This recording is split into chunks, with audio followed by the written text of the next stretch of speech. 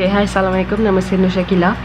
Okay, jadi tajuk tutup pada hari ini ialah apakah ciri-ciri negara moden Eropah pada abad ke-17 Masihi.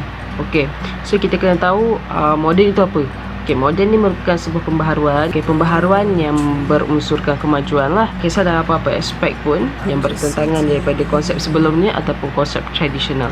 Okay, macam yang kita tahu, negara Eropah ni melalui satu transisi zaman, iaitu zaman kegelapan, yang mana zaman kegelapan ni negara-negara Eropah ni diserang oleh orang-orang kasar dan menyebabkan Rom Barat runtuh dan sebagainya, dan akhirnya negara Eropah mundur. Dan disebabkan itulah pada zaman abad ke-17 ni mereka dah mengalami satu pembaharuan dari aspek pelayaran, dari aspek ekonomi, dari aspek pendidikan, aliran pemikiran, okey, dan pembentukan negara bangsa itu sendiri. Okey, so lepas ni saya akan ceritakan tentang apa yang berlaku dalam pembentukan negara bangsa. Okey, pembentukan negara bangsa merupakan ciri-ciri yang terdapat pada negara moden Eropah. Okey, sebelum ni kita tahu negara Eropah ni mereka ada golongan hamba, landowners ataupun pemilik tanah, raja dan sebagainya. Golongan hamba, diorang akan berikan tenaga kepada landowners. Bila mereka berikan tenaga kepada landowners akan memberi perlindungan kepada mereka. Tapi golongan hamba ni masih terikatlah, terseksa.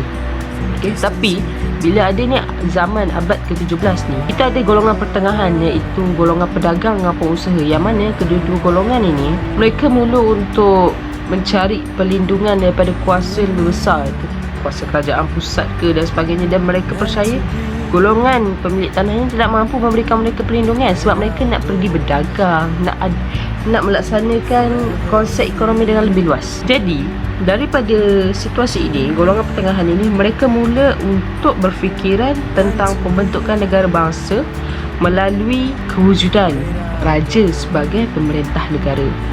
Okey, dari sinilah kemula untuk menyingkirkan mana-mana raja yang lemah dan mereka mencari raja yang berkuasa. Dan sebelum saya lupa, kita tahu yang dunia Eropah pun mengalami zaman perang salib. Okey, yang mana zaman perang salib ini merupakan satu peluang kepada hamba-hamba untuk melepaskan diri mereka daripada cengkaman pemilik tanah. Dan disebabkan itulah pembentukan negara bangsa ini sangat mendapat galakan, dan akhirnya raja dapat memerintah negara secara mutlak. Okey, raja dapat memberikan perlindungan kepada rakyatnya dalam skala yang lebih besar, lebih luas, lebih terjamin. Okey, dan apabila tentera-tentera pun memberikan taat setia kepada raja, akhirnya raja muncul sebagai pemerintah mutlak negara. Okey, antara negara yang berjaya membentuk negara bangsa ialah Spanyol, Perancis, England, dan di dalam negara Sepanyol sebenarnya mereka pun ada dua bangsa, iaitu bangsa Castile dan bangsa Aragon. Dua-dua bangsa ini pun bersatu sebab mereka nak membentukkan negara bangsa yang lebih kuat, yang mana keselamatan yang lebih terjamin. Okey, so dari sinilah pemodenan negara Eropah berlaku apabila mereka menstrukturkan semula pentadbiran dalam negara masing-masing. Okey, kita bergerak pula kepada faktor kedua, iaitu perkembangan aktiviti pelayaran dan juga penerokaan. Okey, macam yang kita tahu, ada satu fun fact daripada golongan gereja. Sesiapa yang nak meneroka dunia luar, mereka akan diganggu dengan makhluk halus. Okey, so bagusnya orang Eropah ni, diorang dah tak nak percaya dah dekat mitos-mitos benda macam tu. Diorang mula untuk bergerak, pergi meneroka dunia luar. Mereka nak mencari sesuatu, mereka nak tahu sesuatu. Okey, dan penerokaan mereka ini bertembung dengan dunia tamadun Islam. Satu benda yang kita kena tahu, apabila negara Eropah melalui zaman kegelapan, tamadun Islam mengalami zaman keemasan. Okey, so mereka tu pergi berdagang, menggunakan jalan-jalan perdagangan, dan apabila orang Eropah pun menggunakan jalan perdagangan, dari situlah berlakunya pertembungan dua tamadun, yang mana orang Eropah juga mempelajari macam-macam hal daripada orang Islam, contohnya ilmu pelayaran, ilmu astronomi dan sebagainya. Dan kita ketahui juga bangsa awal Eropah ni yang keluar pergi berlayar ialah bangsa Portugis lah, iaitu Putera Henry. Okey, Putera Henry ni pergi berlayar dan dia menemukan jalan ke Afrika, jalan ke Timur Tengah. Dan Putera Henry ini juga mempengaruhi dua orang lagi pelayar hebat yang sangat terkemuka. Kalau saya sebut, anda mesti tahu, Bartholomew Diaz dengan Vasco da Gama. Okey, mereka berdua ini pergi berlayar dan jumpa jalan ke benua Afrika, dan mereka juga temu macam-macam lagi tempat yang berada di timur. Dan dalam perjalanan mereka juga mereka mencari sumber-sumber perdagangan lah, seperti rempah ratus dan sebagainya. Dan dari sini jugalah perkembangan pelayaran. Putera Henry, Bartholomew Diaz dengan Vasco da Gama mempengaruhi masyarakat-masyarakat Eropah lain untuk pergi berlayar, pergi mengenal dunia luar. Dan akhirnya aktiviti pelayaran ini mendapat sambutan daripada pemerintah, dan akhirnya mereka pergi berlayar. Okey, itu antara ciri negara Eropah dari sudut pelayaran. Kita tengok pula ciri negara Eropah moden dari sudut ekonomi. Okey, sebelum ini negara Eropah struktur ekonominya tidak begitu baik. Okey, mereka menjalankan aktiviti kegiatan ekonomi antara mereka sahaja. Jadi muncullah satu idea tentang ekonomi, iaitu kapitalisme. Okey, kapitalisme ni dia merupakan satu konsep ekonomi yang mencari keuntungan. Okey, contoh, kita mengumpul modal dan kita mencari keuntungan, dan akhirnya membawa kita kepada kekayaan. Okey, contoh mudah, contohlah saya beli pemadam dengan Ali 50 sen, tapi saya jual dekat orang pemadam yang saya beli dengan Ali tadi RM RM1 satu. So saya kaya lah. Okey, itu konsep ekonomi yang dijalankan di Eropah. Tapi konsep kapitalisme ni tak bertahan lama tau, sebab bila mereka menjual perkara yang bila mereka jual barang-barang yang harganya murah, mereka tak mampu bersaing dengan syarikat-syarikat yang lebih besar, dan akhirnya mereka akan rugilah. Dan akhirnya syarikat besar ni pun akan rugi juga. Dan muncullah satu lagi konsep ekonomi yang baru, iaitu merkantilisme. Konsep merkantilisme ni ialah konsep percampuran tangan kerajaan dalam kegiatan ekonomi. Macam tadi, kapitalisme tak ada deh kerajaan masuk campur pun tak ada. Yang merkantilisme ni, yes, ada percampuran kuasa kerajaan dalam pertumbuhan ekonomi negara, yang mana konsep kekayaan tidak hanya tertumpu kepada individu, tetapi tertumpu juga kepada kekayaan negara. Merkantilisme ni okey, itulah macam itulah maknanya konsep merkantilisme ni dia mencari sumber ekonomi dan bertujuan untuk mencari kekayaan diri dan juga kekayaan negara. Okey, kita boleh tengok juga dekat zaman revolusi perindustrian, yang mana mereka, kita tengok pada skop hamba. Macam yang saya cakap tadi, hamba bekerja untuk tuan tanah. Okey, dan bila negara sedar mereka tidak cukup kaki tangan untuk bekerja di kilang-kilang dan sebagainya, di sinilah bermulanya konsep pembebasan hamba. Maknanya hamba keluar pergi cari kerja. Okey, disebabkan mereka pun tak mampu membayar cukai kat landowner, it's better for them untuk cari kerja. Dan di situlah kita boleh nampak macam mana meningkatnya revolusi perindustrian dekat Eropah, sebab golongan hamba pun dah masuk sektor perindustrian. Itulah petanda bahawa zaman Eropah ini mengalami pemodenan dari segi tahap ekonominya, pelibatan buruh dalam sektor perindustrian dan sebagainya. Okey, kita tengok pula dari segi pendidikan, perkembangan pendidikan dan ilmu.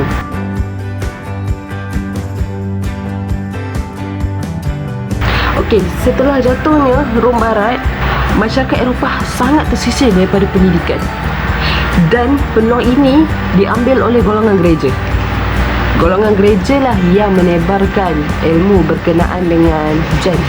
Dengan golongan gereja ini yang menebarkan ilmu keagamaan, ilmu Christianity. Okey, mereka yang mengambil tampuk pendidikan. Sampaikan sesiapa yang melanggar teori Christianity ataupun teori yang dikeluarkan oleh golongan agama padri ini, mereka akan dihukum. Mengeluarkan teori bertentangan lah, mereka akan dihukum. Okey, kita juga perlu tahu apabila ini kalah bangsa Eropah dalam perang salib, ini menandakan bahawa mereka mempunyai kesedaran untuk maju dalam bidang pendidikan terutamanya. Mereka mula untuk menjelajah dan pergi belajar dengan tamadun Islam berkaitan apa-apa juga ilmu, termasuk ilmu astronomi dan pelayaran dan sebagainya.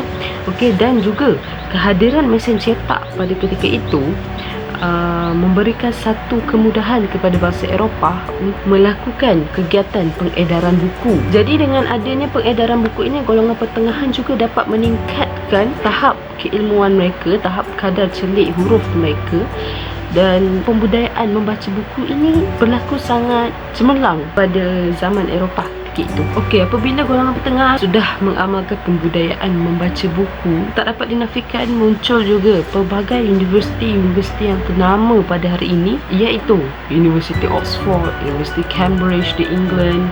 Dan apabila wujudnya universiti-universiti ini, maka wujudlah juga aliran pemikiran moden lah.